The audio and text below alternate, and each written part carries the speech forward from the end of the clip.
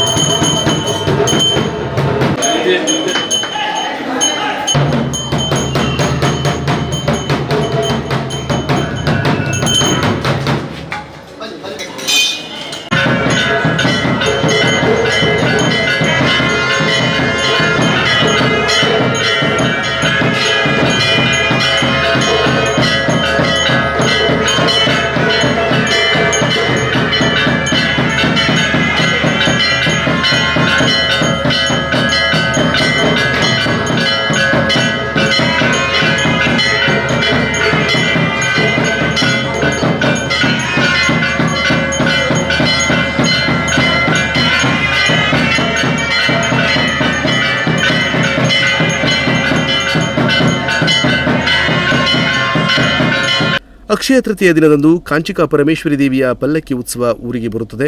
ಈ ವೇಳೆ ಪಲ್ಲಕ್ಕಿಯನ್ನು ಮೆರವಣಿಗೆಯ ಮೂಲಕ ಅದ್ದೂರಿಯಾಗಿ ಸ್ವಾಗತಿಸುತ್ತಾರೆ. ಬಳಿಕ ಪಲ್ಲಕ್ಕಿಗೆ ವಿಶೇಷ ಪೂಜೆ ಸಲ್ಲಿಸಲಾಗುತ್ತದೆ. ಬಳಿಕ ಕೆಲವು ಸಾಂಪ್ರದಾಯಿಕ ಸಾಂಸ್ಕೃತಿಕ ಕಾರ್ಯಕ್ರಮಗಳು ನಡೆಯುತ್ತವೆ.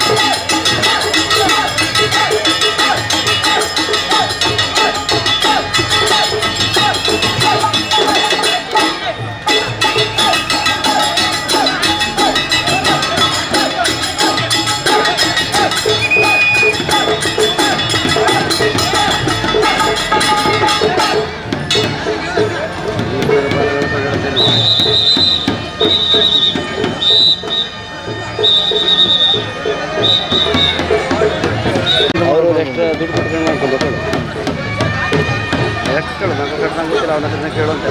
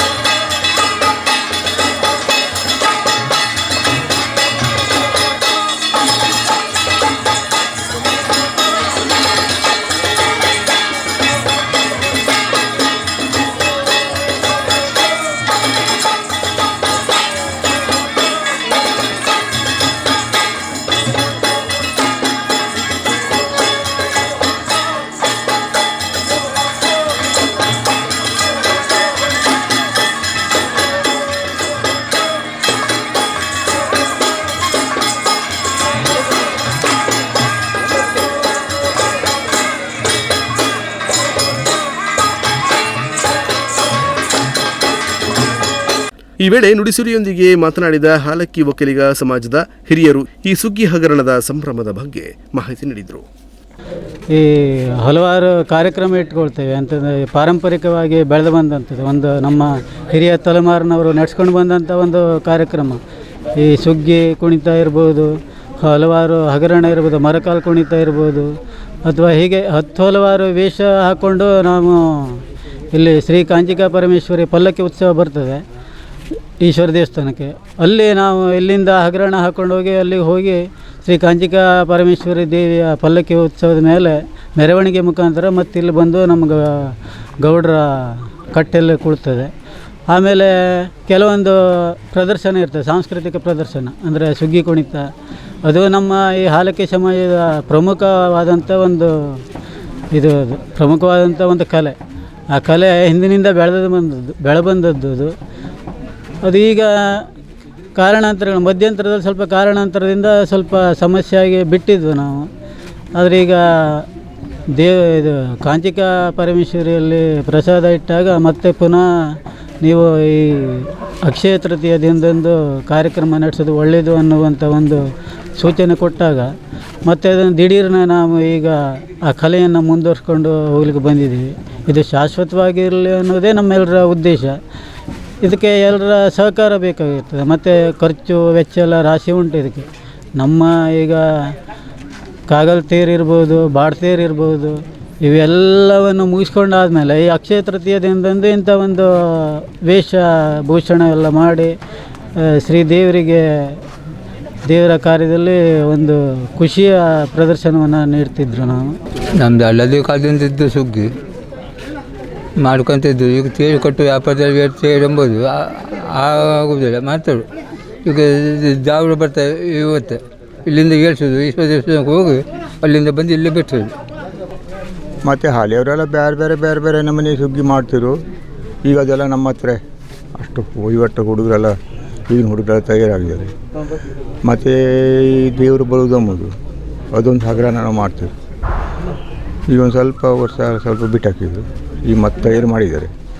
ಮತ್ತು ಸುಗ್ಗಿಗೆಲ್ಲ ಕೊಡಿತೇವೆ. ಮತ್ತು ಈಶ್ವರ ದೇವಸ್ಥಾನಕ್ಕೆ ಹೋಗಿ ಸುಗ್ಗಿ ಮಾಡಿ ಮತ್ತು ಇಲ್ಲಿ ತಂದು ಕೊಣವಿ ಮಾಡ್ತಾರೆ. ಮತ್ತು ನಾವು ಬಾಡಿ ಜಾತ್ರೆ ಮುಗಿದ ನಂತರ ಸುಗ್ಗಿ ಇಲ್ಲಿಂದ ಎಲ್ಲ ಮನೆಗೆಲ್ಲ ಸುಗ್ಗಿ ಆಡಿ ಹೋಗಿ ಕರಿದೇವ್ರ ಮನೆ ಪೂಜೆ ಕೊಟ್ಟು ಮುಗಿಸ್ಕೊಂಡು ಮನೆ ಬರ್ತಾರೆ. ಇವತ್ತಿಗೆ ದೇವರು ಎಲ್ಲಿಂದ ಕರ್ಕೊಂಡು ಈಗ ದೇವರು ಅಮ್ಮನವ್ರ ಮನೆಯಿಂದ ದೇವ್ರು ಬರ್ತಾರೆ, ಈಶ್ವರ ದೇವಸ್ಥಾನ ಬರ್ತದೆ. ಇಲ್ಲಿಂದ ನಾವು ಹೋಗಿ ಈಶ್ವರ ದೇವಸ್ಥಾನದ ದೇವ್ರಿಗೆ ಕರ್ಕೊಂಡು ನಮ್ಮದು ದೇವ್ರ ಕಟ್ಟೆ ಅದೇ ಆ ಕಟ್ಟೆಯವ್ರಿಗೆ ತಂದು ಮಾಡಿ. ಎಷ್ಟು ವರ್ಷದಿಂದ ಇದು ಮಾಡ್ತಿದ್ದೀರಿ? ವರ್ಷ ಸುಮಾರು 20-30 ವರ್ಷ ಮೇಲೆ. ಹೌದೌದು, 30 ವರ್ಷ ಲೆಕ್ಕ. ನಮ್ಮ ಗೌಡರು ಕಾಲದಿಂದ ನಡೀತು ಬಂದಿರೋ ವಸ್ತು ಇದು, ಮೊದಲಿಂದ ನಡೀತಿದ್ದು. ಈಗ ನಮ್ಮ ಸಮಾಜದಲ್ಲಿ ಅಕ್ಷಯ ತೃತೀಯೆಗೆ ಸುಗ್ಗಿಗೆ ಹೋಗಿ ಜನ 10 ಮಂದಿ ಎಲ್ಲ ಒಟ್ಟಾಗಿ ಹಗರಣ ಮಾಡ್ಕೊಂಡು ದ್ಯಾವ್ರು ಬರ್ತದೆ. ಈಗ ನಾವು ಹೋಗೋಕ್ಕೆ ಸರಿಯಾಗಿ ಎಷ್ಟು ವರ್ಷದಿಂದ ಇದು ಮಾಡ್ಕೊಂಡು ಇದು 6 ವರ್ಷದಲ್ಲಿ ಇದ್ದಿಲ್ವ. ತಿಮ್ಮಣ್ಣ ಬಂದಿರ್ಬೋದು ಕಾಲದಲ್ಲಿ ಇದು 10 ಮಂದಿ ಇದ್ದಿದ್ದು ಸುಗ್ಗಿ. ಹಾಂ, ಈ ನಮ್ಮ ಹೈತಲ್ಲ ಅದು ಹಿಂದಿನ ಜಾಗಕ್ಕೆ ಬಂತು. ಈಗ ಎಲ್ಲಿಂದ ಎಲ್ಲಿವರೆಗೆ ಸುಗ್ಗಿ ಇದು ಮಾಡ್ತೀವಿ? ಸುಗ್ಗಿ ಈಗ ತೇಜಂಬುದು ಮುಂದೆ ಹೋಗೋಕ್ಕಾಗೋದಿಲ್ಲ. ತೇಜಂಬುದು ಸುಗ್ಗಿ ಒಂದು ಮುಗಿಸು ಲೆಕ್ಕ ಮಾಡೋದು. ಕದ್ದಾರ ಮನೆ ಹೋಗೋದು ಸಂಜೆಗೆ, ಕಡಿಮೆ ಬಸ್ಸ ಬರೋದು. ಸುಗ್ಗಿಗೆ ಮಾಡೋಕ್ಕೆ ಏನಾಗೋದಿಲ್ಲ. ಎರಡು ತೇರಿದ್ರಿಂದ ಎಂಥ ಮಾಡೋಕ್ಕೂ ಆಗೋದಿಲ್ಲ ನಮ್ಮ ಕೈ. ಅಲ್ಲ, ಇವತ್ತಿಗೆ ದೇವರು ಬರ್ತದಲ್ಲ. ಹಾಂ, ಇವತ್ತು ದ್ಯಾವ್ರು ಬರ್ತದೆ. ದ್ಯಾವ್ರು ಬಂದಾಗ ಇಲ್ಲಿ ಹೋಗೋದಾಗಿತ್ತು. ಈಶ್ವರ ಮನೆಗೆ ಹಗರಣ ಮಾಡಿ ಎಂದ ಮಾಡಿ ಹಗರಣ ಅಲ್ಲಿ ಹೋಗಿ ಇಲ್ಲಿ ಬಂದು ಜಾಗ ಹಾಕಿ ಆಯಿತು. ಒಟ್ನಲ್ಲಿ ಜಾನಪದ ಕಲೆಗಳು ವಿನಾಶದ ಅಂಚಿನಲ್ಲಿರುವ ಈ ದಿನಗಳಲ್ಲಿ ತಲೆತಲಾಂತರಗಳಿಂದ ಬಂದಿರುವ ಸಾಂಪ್ರದಾಯಿಕ ಸುಗ್ಗಿ ಕುಣಿತದ ಕಲೆಯನ್ನ ಇಂದಿಗೂ ನಡೆಸಿಕೊಂಡು ಬರುತ್ತಿರುವುದು ಹೆಮ್ಮೆಯ ಸಂಗತಿ. ಈ ವೇಳೆ ಹರೀಶ್ ಗೌಡ, ಕೃಷ್ಣಗೌಡ, ಗೋವಿಂದಗೌಡ, ಶಿವಪ್ಪ ಬಮ್ಮಗೌಡ, ಸುಕ್ರುಗೌಡ, ಜಗ್ಗು ನಾಯ್ಕ್ ಹಾಗೂ ಹಾಲಕ್ಕಿ ಸಮಾಜದವರು ಭಾಗಿಯಾಗಿದ್ದರು.